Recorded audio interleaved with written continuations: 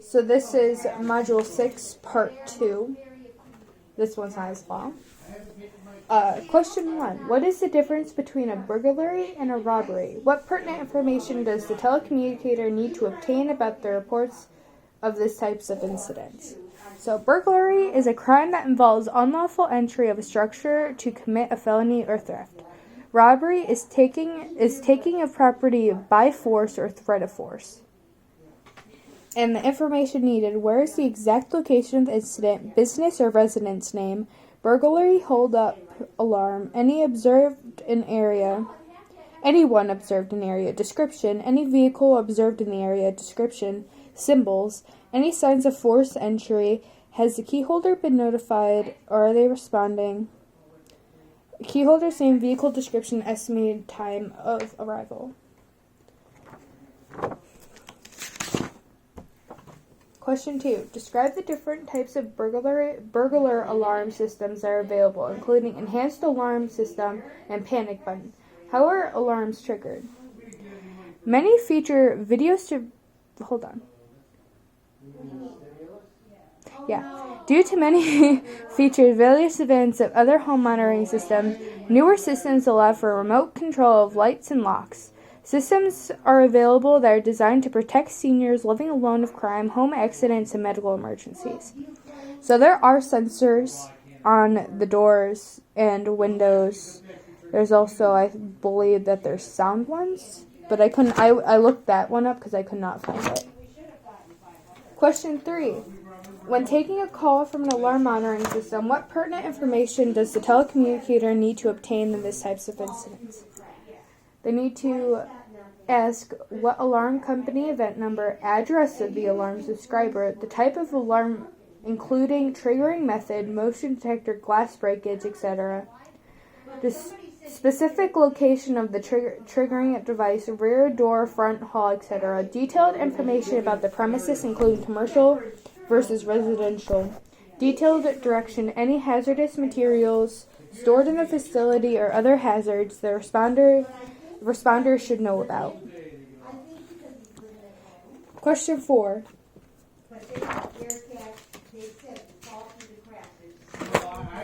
What kind of fraud incidents might be called into the PSAP? So there's false alarms, there's like prank calls, there's automatic like alarms that like just immediately call like the alarm companies that call into the PSAP. That one was a bit difficult to find, I'll be honest. Question 5. Describe 2 different types of larceny theft. What pertinent information does the telecommunicator need to obtain for each one? Larceny theft is categorized of a crime that includes unlawful taking, carrying, leading, and riding away of property from the possession or constructive possession of another. The act of stealing, the taking of property without the owner's consent. Larceny is often referred to either grand larceny or petty larceny. The difference being value of one item stolen, established by the law of state. Obtain a full description of any property or merchandise taken. If suspect leaves the scenery, try to determine mode of direction of travel and follow proper information gathering for the person or vehicle description. Question 6. Define trespassing. What location is often involved in reporting trespassing? What pertinent information does the telecommunicator need to obtain in this type of incident? So trespassing is the entrance of owner's land without permission. Usually trespass complaints originating from business occurred because the caller has requested the suspect leave the premises and the suspect has refused to do so.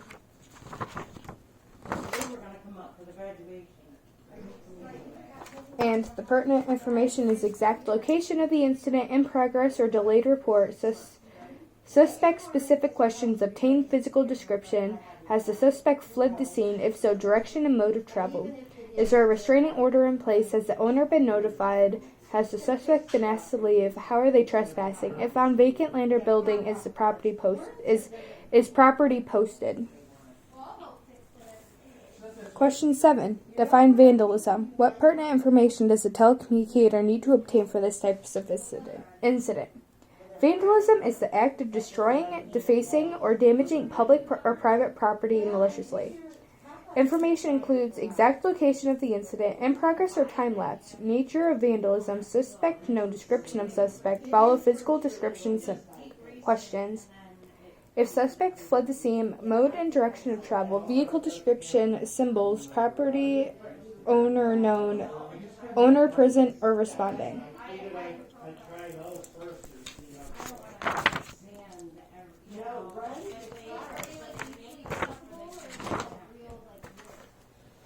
Question 8. Describe the type of incident referred to as a hit and run. What pertinent information does the telecommunicator need to obtain with this type of incident?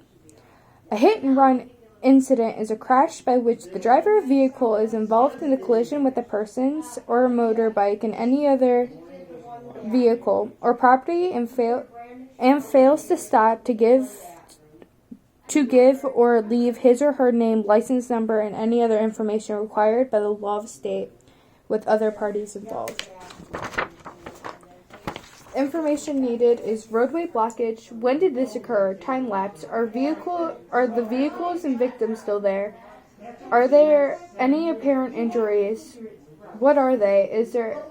What is the description of the suspect, vehicle, and/or driver? Are there witnesses on the scene? Is there any property damage? Is there any hazardous materials? Question 9. What does a DWI stand for? What other terms are used in this type of incident? What pertinent information does a telecommunicator need to obtain in this type of incident? A DWI is when a suspect has been taken into custody on suspicion of drinking and driving. Some states are moving to the designation operating under the influence, OWI, as a term when they can include bicycles, scooters, and any other types of conveyances. Information needed is where is the exact location of the incident and identify the officers. Question 10. Describe the consideration of the information needed in case of motor vehicle crashes / accidents. Describe how the response may be coordinated. Important dispatch factors include apparent injuries, the presence of flames, smoke visible, or fuel spill. It should also be determined if anyone is trapped or pinned inside the vehicle to determine if extraction of devices are needed. Traffic collision scenes can be dangerous for response units. Traffic may still be passing by without providing adequate clearance. Additional resource units may be need to be sent in order to provide traffic control. Other services, such as public utilities or towing, may be needed.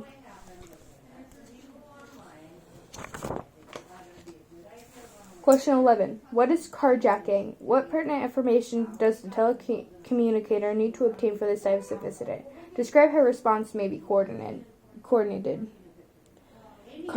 Carjacking is a combination of robbery and vehicle theft. In most instances, the driver and occupants are forcefully removed by the vehicle and the vehicle stolen. Obtain detailed information about suspects, victims, and vehicles for relay response units. If injuries have occurred, initiate EMS response and advise responding units.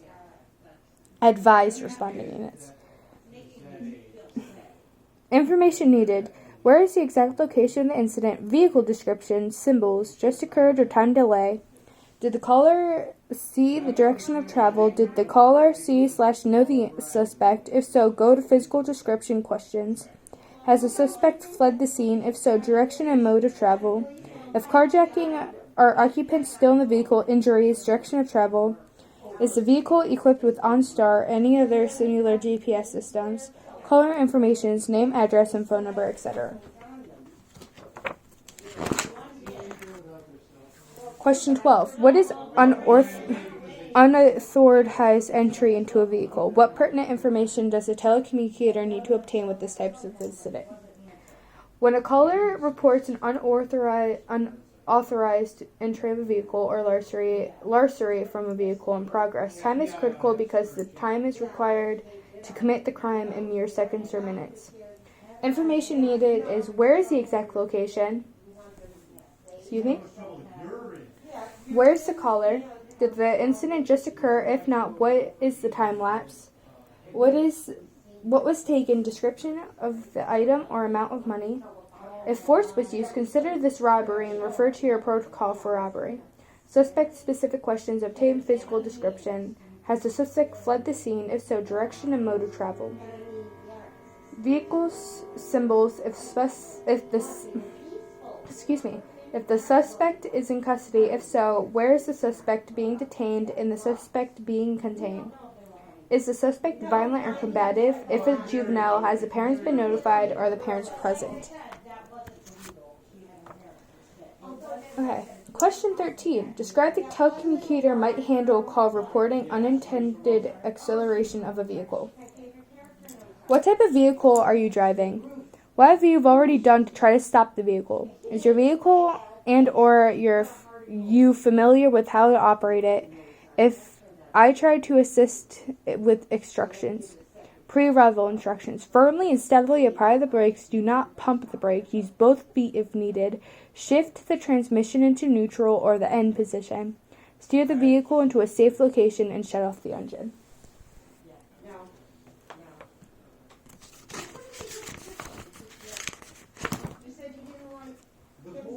Question 14. Describe how a telecommunicator should handle calls from an officer for verifications of records, identification, warrants.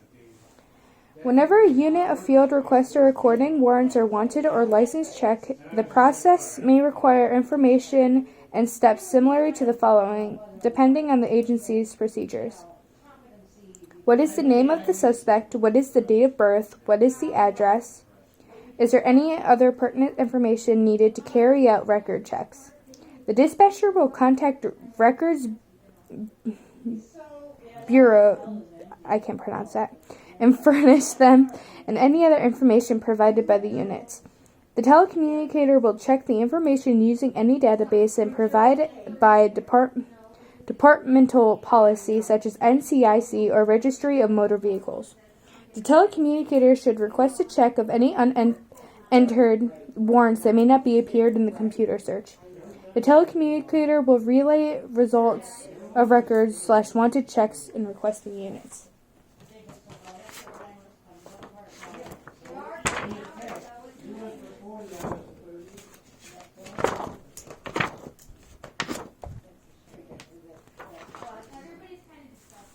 Question 15. Describe a telecommunicator might handle call reporting a submerged or sinking vehicle.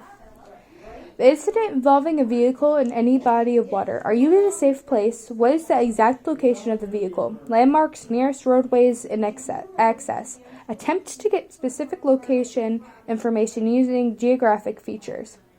What type of water? A river, creek, wash, lake, pond, pool. How far from the land is the vehicle? How far from land is the vehicle? How far has the vehicle sunk? Are the windows open? Is the vehicle in moving water? How long has the vehicle been in water? Is anyone trapped in the vehicle? How many people? Can you see anyone moving in the vehicle? Are there any obvious injuries? What are they?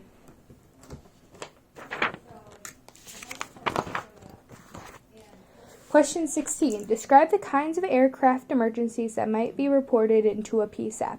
What pertinent information does the telecommunicator need to obtain in these types of incidents?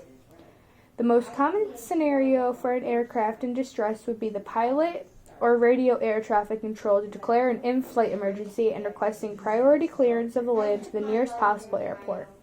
The airport authorities would notify emergency responders with units stationed in larger airfields.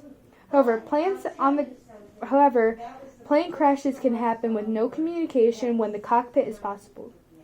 The caller may come from a witness on the ground. The airplane crash will often involve fires and casualties. It is likely that the response will require fire and EMS involvement. Information needed. Where is the exact location of the incident? What type of plane is it? Civilian, military? If military, contact the base to determine if the aircraft is carrying any types of armament. Is the crash site accessible? What is the tail number of aircrafts, if possible? Is the aircraft burning? What is the color of the smoke? Is anyone trapped in the aircraft? Are there any known or possible injuries? Question 17. What information does the telecommunicator need to obtain about escaped prisoner incidents? Last known location for escaped prisoner. Suspect specific questions. Obtain physical description. Has the prisoner fled the scene? If so, direction and mode of travel. When did the prisoner escape? Time lapse. Method of escape and mode of travel. Nature of conviction. Dangerous. Armed. If so, what type of weapon? Any possible accomplices? Possible destination? Color information. Name, badge number, phone number, department, etc. Excuse me.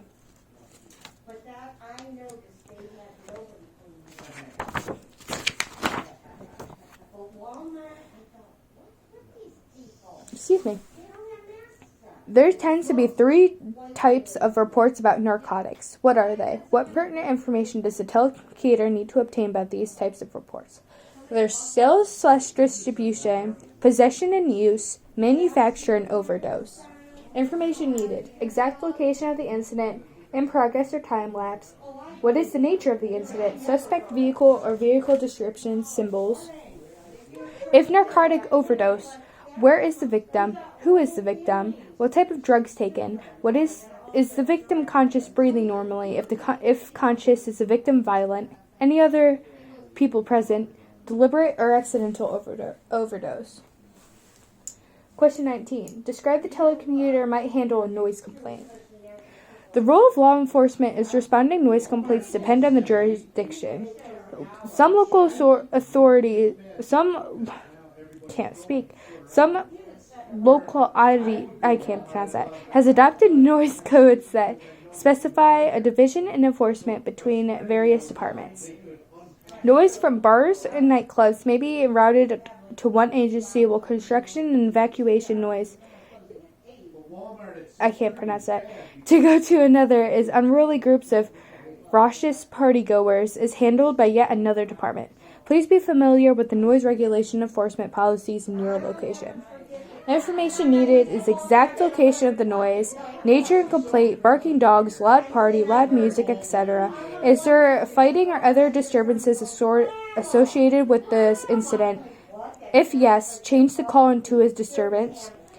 If a loud party complaint, has anyone been drinking or taking drugs? Caller information, name, address, phone number, etc. Question 20. Describe the special concern involved with calls about suicide. What pertinent information does the telecommunicator need to obtain in this type of incident call in order to coordinate a response? Telecommunicators may receive a call from a third party reporting that someone has attempted suicide and or threatening to do so. Telecommunicators may not be in position to determine if a person has actually committed suicide. Therefore, a response unit should be dispatched as quickly as possible. Attempts to identify the victim should be made, as well as any relationship to a caller. If the victim is not related to the caller, it should be determined if any relatives or friends of the suicide person can be identified and located. Information needed. Location and incident of the suicidal person. Identify the description of the suicidal suspect. Name, physical description, clothing description. Name of threat. Jumping, shooting, poison ingestion, type and how much, other. If the suicide subject is the caller, ask if they have a plan. Does the suicidal subject have access to weapons or medications? Is there a history of attempted suicide or threatened suicide? If yes, explain. Any mental or physical disabilities with the suicidal subject. Any other information about suicidal subject available. Refer to your EMD guide cards as necessary. Caller information, name, address, phone number, etc. If the reporting party is not suicidal suspect, relation or to the person. Question 21. Describe the various types of communication the telecommunicator needs to maintain with the officers/units on field. Identifying and communicate any hazards or threats to the officer's safety. Monitoring the officer's status to be vigilant, I think I said that right, to the situation that may arise. Being aware of any requests from the units in the field for backup or additional units. Continuing to update officers after the call has been dispatched with all relevant information. Being attentive to the requests from the field units or information check in the database, such as registry and motor vehicle.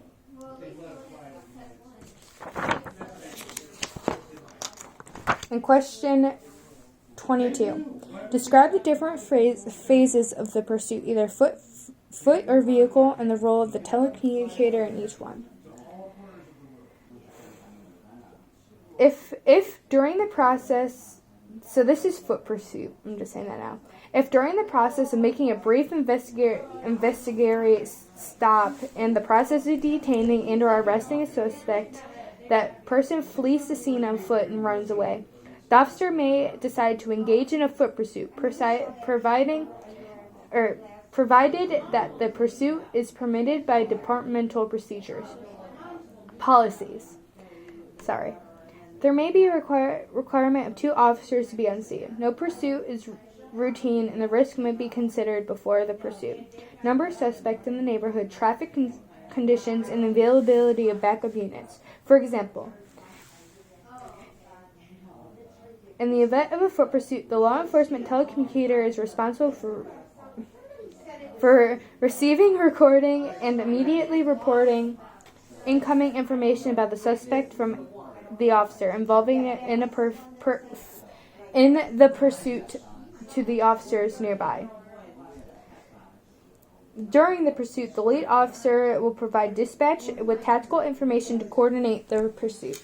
Secondary or backup officers will remain in communication with the dispatch to coordinate with any other assisting officers or units. Pursuit may be called off and the suspects lost. Pursuit may be re-engaged if the officer or witness can regain the sight of the suspect.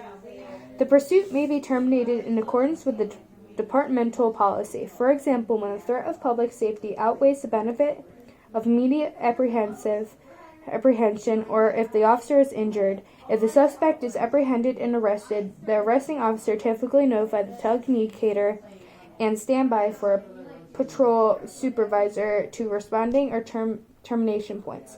The termination of a pursuit needed to be communicated to the law enforcement telecommunicator. And that is Module 6, Part 2.